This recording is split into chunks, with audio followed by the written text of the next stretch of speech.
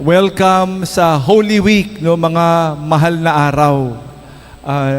Nagsimula tayo kanina sa isang prosesyon, no, sa may basketball court patungo dito. At nakakatuwa naman dahil maraming tao at napakasaya, no, yung pakiramdam, no, parang lahat ng tao nagbabagay-gay, no, ng palangapalaspas, nakakatuwa. Binawagay nila yan at hosana, hosana ang awitin at nagbibigay papuri sa ating Panginoon Diyos. No, napakasaya ng pagdiriwang na ito, no, nang nagsimula yan. No. Pinapaalala ko lang, ang mga tao nagpapabasbas ng palaspas o ng sarili? Ano mas mahalaga? Yung palaspas o yung sarili? Sana, sa totoo lang, ang binabasbasan natin lagi, tao. Magpapabasbas ka ng bahay, hindi naman yung bahay kung hindi yung tao nasa bahay. Kaya sabihin mo, Father, wala ako doon, pakibasbas lang yung bahay. Ako, kawawa naman, babasbasan mo yung bahay. Pero yung mga nakatira doon, yung may-ari, wala, di ba? Kaya, lagi ang mahalaga, ang binabasbasan tao. Sa totoo lamang, yung bagay mahalaga, pero higit na mas mahalaga yung tao. Yung tao ang babasbasan natin. Kaya kanina, yun ang intensyon ba? Sana mabasbasan yung tatanggap ng pagbabasbas na ito para ipalala. No? Napakasaya nung pagpasok, di ba? Papuri sa Panginoon Diyos sa pamagitan ng pagayway ng ating palaspas. Ngayon, ang tawag nga dito, linggo ng palaspas at linggo rin ng passion. No? Sa Tagalog, yung passion, maraming dahilan, ang maraming ibig sabihin ang passion no? May kasabihan, what is your passion? What is your passion? What is the strongest desire of your heart? What is your passion? Ano ang passion ni Jesus? What is His passion? Yung passion na yan, isang pananawid sa vision, passion, no? Pag yun ang aking passion, ano man mangyari patungo doon, okay lang. Kasi maliwanag yung patutunguhan. Kahit ano pang bagyo, ano pang sakit, ano pang pagdurusa, ano pang didadaanan natin, basta maliwanag yung passion, okay lang. At yun nga ang pinakita ni Jesus. Tignan natin yung mga tao, great men, great women, who have passion. No? Talaga naman, no? Hindi matinag yung passion because that is the strongest desire of the heart. The strongest desire. No? These are people who are great. People whose desire is, that is why we wear red. Itong araw na ito, pula. Umaapoy. Ganyong katindi yung passion. Hindi sana lumamig yung desire, yung pagmamahal na yan. Is what passion may mean. What is your passion? Ano ba yung passion mo talaga? Ano ba yung nilalaman ng iyong puso? Tunay na nilalaman ng iyong puso. Dahil it is what will decide everything. What you will do today, pagising na pagising mo, how you will spend your day, how you rest, how you go to sleep, what will your dreams be about? Pagising mo, ano yung unang papasok? It is ruled by that one passion.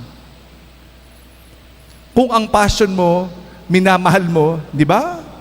Nung ikaw ay bata at ikaw ay nanliligaw, nako, buong araw, pagkain, hindi makatulog, hindi makakain, hindi makaligo, di ba?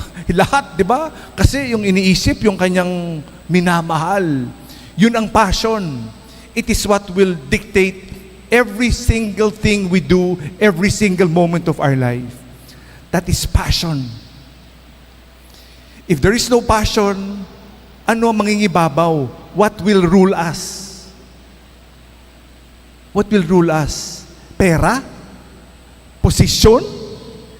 I will do everything in order to get that position. Everything, whatever it takes, because that is my passion. Malapit ng eleksyon, di ba? I will do everything, even if I have to sell my soul para makuha ko yung posisyon na iyan. That is the passion of some people. I ask you now, what is your passion?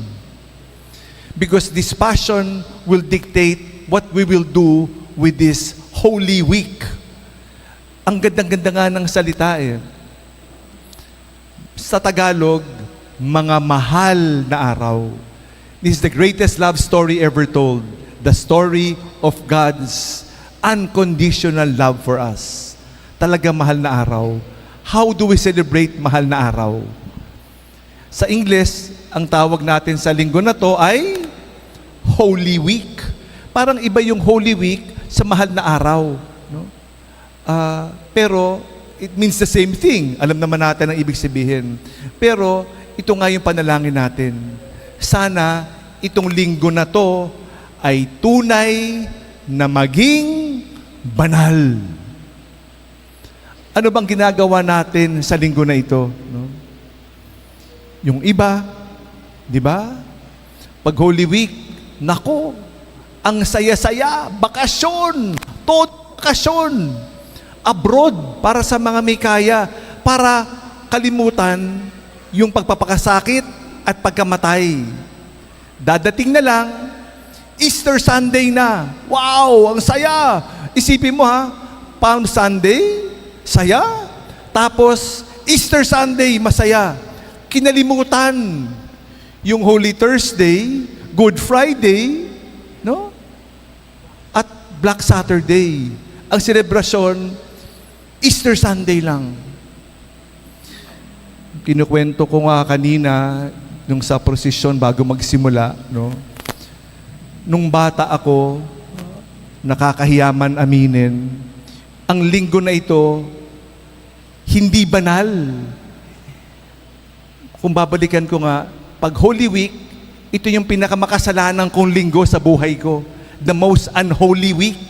Sapagkat todo happening, todo kalokohan, puros kasalanan. Good Friday, puros kasalanan. Nung kabataan. Kaya ngayon, ako'y nagbabayad. Nagbabayad. Kasi hindi ko naman naunawaan eh. Hindi ko naman naunawaan ang ibig sabihin ng Holy Week. No? Alam ko, bakasyon. Todo bakasyon. No? Talagang puros sarap, puros kaginhawaan. Kaya sana wag natin makalimutan. No? Kaya it will define eh. What is your passion? If your passion is money, that is how we will celebrate Holy Week. Paano ba ako kikita? Di ba? Paano ko pa lalakihin tong perang to kahit na Holy Week? Because that is the value system. So it will determine everything. It is what will define that strong desire. May we be reminded of what this week is all about. What is this week all about? It is the greatest week, mga mahal na araw, tsura ng Valentine's Day, di ba? Ito yung tunay na pagmamahal.